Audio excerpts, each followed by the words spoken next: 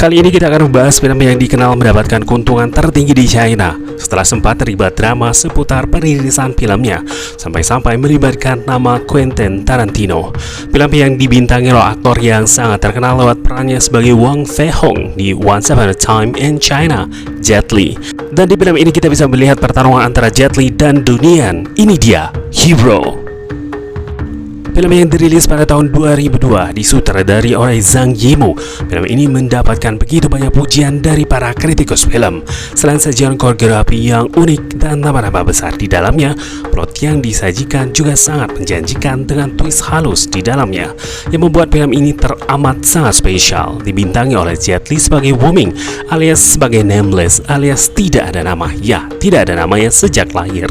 Lalu ada Tony Leung sebagai Broken Sword, Maggie Cheung sebagai Flying Snow, Chen Daoming sebagai Kaisar atau Raja Qing, dan ada Donian sebagai Long Sky. Aspek menarik dari film ini bukan hanya dari kualitas premisnya saja, melainkan juga dari sinematografi dan koreografi yang sangat indah. Film ini mengawali kisah Tiongkok kuno tepatnya 2000 tahun yang lalu ketika peperangan perebutan wilayah di Cina pecah. Daratan Cina terbagi dalam 7 kerajaan. Raja Qing terkenal sebagai raja yang kejam dan dianggap sebagai ancaman bagi 6 kerajaan lainnya. Beberapa pembunuh legend pun dikirim untuk membunuh sang raja tersebut. Salah satunya yang tidak memiliki nama, kita panggil saja dia sebagai Wu Ming. Dia adalah seorang yatim piatu sejak kecil. Dia ditempa sebagai ahli pedang selama bertahun-tahun. Setelah mengikuti beberapa pelatihan hingga akhirnya menguasai satu teknik yang dinamakan kematian di 10 langkah yang memungkinkan dia untuk menyerang tepat dalam jarak tersebut. Wu Ming tiba di kerajaan Qing untuk bertemu dengan raja yang memanggilnya karena ulahnya yang menghebohkan kala itu. Raja Qing sendiri telah selamat dari berbagai percobaan pembunuhan, termasuk oleh killer terkenal dan legenda, yaitu Long Sky, Flying Snow, dan Broken Sword. Oleh karena itu, sang raja menerapkan langkah-langkah preventif keamanan yang sangat ekstrim, di mana tidak ada satupun tamu yang diizinkan untuk mendekati raja dalam jarak 100 langkah. Setelah melalui pemeriksaan yang sangat ketat, Wu Ming akhirnya menemui raja dan menyampaikan kabar bahwa ia telah menaklukkan 3 killer atau pembunuh yang sebelumnya berusaha membunuh sang raja. Sebagai buktinya, Wu Ming menunjukkan senjata mereka di hadapan sang raja, yang akhirnya membuat Wu Ming bisa mendekati raja hingga radius 20 langkah dan menceritakan kisah hebatnya tersebut. Kisah pertama, Wu Ming menceritakan bahwa dirinya mengunjungi Long Sky dengan ditemani para prajurit Raja Qing. Wu Ming memutuskan untuk membunuh Sky pertama kali ketika ia mengetahui bahwa Flying Snow dan Broken Sword adalah sepasang kekasih yang tidak saling bertegur sapa, karena Flying Snow memiliki hubungan gelap dengan Long Sky. Setelah mengetahui pertarungan sengit di antara kedua karakter hebat ini, di mana Long Sky dengan tombaknya dan Wu Ming memakai pedang, keduanya bertarung dengan koreografi yang hebat dipadu dengan sinematografi yang keren, dan berakhir dengan Wu Ming berhasil membunuh Long Sky. Kisahnya tersebut membuat Raja Qing heran, karena sebagai raja harusnya dia tahu bahwa ada pendekar berbakat di wilayahnya. Wu Ming pun mendapatkan kesempatan untuk bercerita lebih lanjut sambil makan bersama sang raja, dan akhirnya sekarang mereka berjarak 10 langkah saja.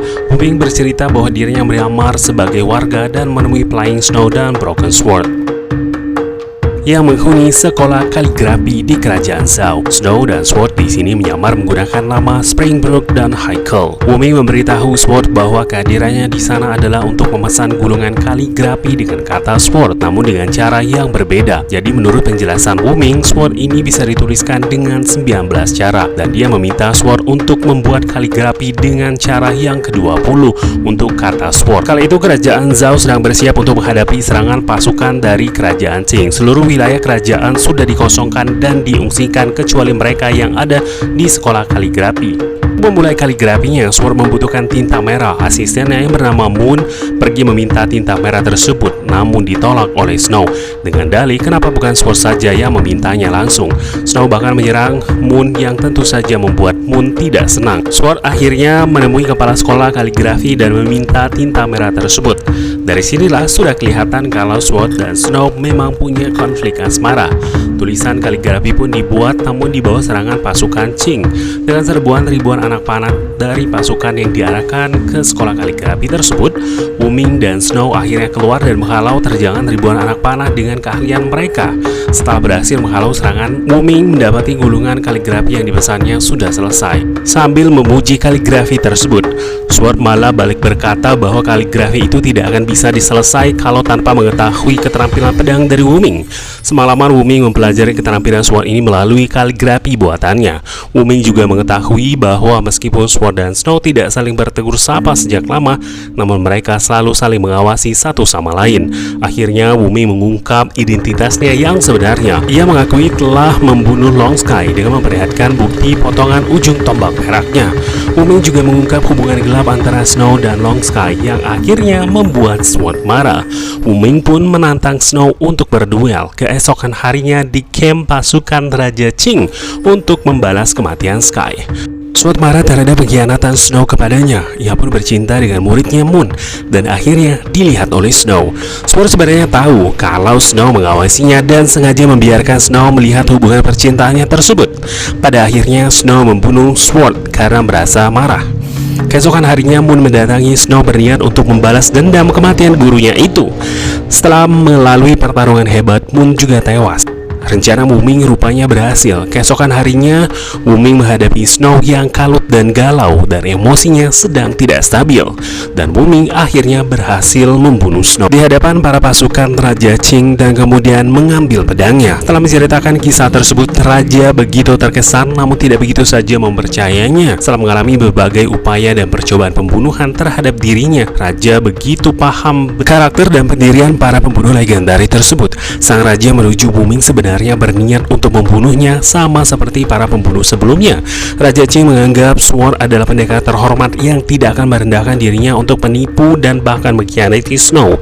Raja Qing malah beranggapan bahwa yang terjadi sebenarnya adalah para pembunuh tersebut merelakan hidup mereka sehingga Wuming bisa mendapatkan kepercayaan sang raja, yang membuat Wuming akhirnya bisa berada cukup dekat dengan sang raja, yaitu dalam jarak 10 langkah untuk membunuhnya. Raja Qing pun menceritakan hipotesanya tentang apa yang sebenarnya terjadi. Jadi menurut dugaan sang raja, Wuming dan Long Sky sebenarnya saling kenal.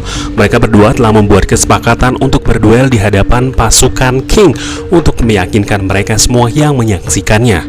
Sky akhirnya mengalah dan mengorbankan dirinya terbunuh dan mengambil ujung tombaknya yang patah sebagai bukti untuk dibawa ke hadapan raja. Setelah itu Wuming mencari Snow dan Sword, memberitahu mereka berdua bahwa dia telah mempelajari dan menguasai teknik khusus yang disebut dengan kematian di 10 langkah, yang membuat Wuming bisa membunuh target apapun yang berada dalam jarak tersebut. Wuming kemudian mendemonstrasikan jurus tersebut sambil menjelaskan bahwa dia bisa menggunakan teknik ini untuk membunuh raja. Tapi untuk berada di radius 10 langkah itu, dia harus mendapatkan senjata Sword dan Snow untuk dibawa dan diperlihatkan kepada raja sebagai bukti meyakinkan bahwa memang telah mengalahkan mereka. Wuming menambahkan bahwa dia hanya perlu membunuh salah satu di antara mereka berdua di hadapan para prajurit Qing untuk membuktikan bahwa Wuming memang benar-benar telah membunuh mereka. Snow dan Sword. Terjadilah perdebatan antara Snow dan Sword untuk memutuskan siapa yang akan bertarung melawan Wuming di camp pasukan Qing dan harus mati. Keesokan paginya terjadilah pertarungan cepat antara Snow dan Sword dalam perjalanan menuju camp prajurit Qing, dan pada akhirnya Snow berhasil melukai Sword. Snow melakukan perjalanan untuk bertemu dan bertarung melawan Wuming di hadapan prajurit Qing. Setelah melakukan teknik pedang yang cepat, Wuming berhasil membunuh Snow. Sementara Sword yang terluka hanya bisa menyaksikan Snow dikalahkan dari jarak jauh. Untuk menghormati kematian Snow, Sword pun bertarung melawan Wuming. Pertarungan mereka terhenti tanpa ada pemenang, dan Wuming pun pergi. Dalam perjalanan menghadap Raja Qing, Moon mendatangi Wuming, kemudian memberikan pedang Sword yang telah diwasiatkan. Karena Sword dan Snow tidak terpisahkan, maka begitu pula dengan senjata mereka. Wuming terkejut dan tidak bisa mengelak dengan hipotesa dari sang raja. Ia pun akhirnya mengakui kalau dia adalah bangsa Za yang kedua orang tuanya terbunuh oleh prajurit Qing. Kemudian ia mengembara sampai ke kerajaan Qing dan diadopsi. Dia berniat membalas dendam kedua orang tuanya, yang pada akhirnya Wuming mengaku bahwa dia memang telah menguasai teknik membunuh dalam 10 langkah yang diceritakan oleh sang raja. Namun ketika sang raja sadar bahwa dirinya sudah dalam bahaya, sang raja malah melihat ada keraguan di dalam diri Wuming. Wuming pun mengakui ada yang tidak diperhitungkan oleh sang raja dalam hipotesanya, Two Broken Sword. Lalu Wuming menceritakan kisah yang sebenarnya. Wuming menjelaskan bahwa teknik mematikan dalam 10 langkah yang ia kuasai sebenarnya juga bisa digunakan untuk melukai seseorang namun tidak mematikannya. Korban hanya terlihat lumpuh sementara dan terlihat mati, padahal tidak. Dia mendemonstrasikan teknik pedangnya tersebut dengan sangat akurat dan mematikan. Jadi dia telah menggunakan teknik ini ketika berhadapan dengan Long Sky. Itu artinya Sky sebenarnya belum mati. Wuming pun meminta Snow dan Sword untuk bekerja sama dan berpura-pura bertarung dengan dirinya di hadapan para prajurit Qing. Snow pada akhirnya setuju dengan rencana Wuming, tapi plot twist, ternyata di sisi lain Sword menolak keputusan tersebut. Sikap Sword inilah yang mempengaruhi keputusan Wuming. Sword berjanji selama dirinya masih hidup maka dia akan menghalangi Wuming untuk membunuh Raja Qing.